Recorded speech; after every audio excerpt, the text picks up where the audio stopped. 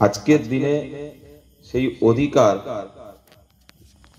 মানুষ বুঝিয়ে পাচ্ছেন না, সেটা নিয়ে সচেতন করতে এই অধিকার যাত্রা সারা রাজ্যব্যাপী মালদা, মুর্শিদাবাদ, বর্ধমান, মেদিনীপুর, দক্ষিণ 24 পরগনা, উত্তর 24 পরগনা, বিভিন্ন বিধানসভায় এই অধিকার যাত্রা কিন্তু চলছে।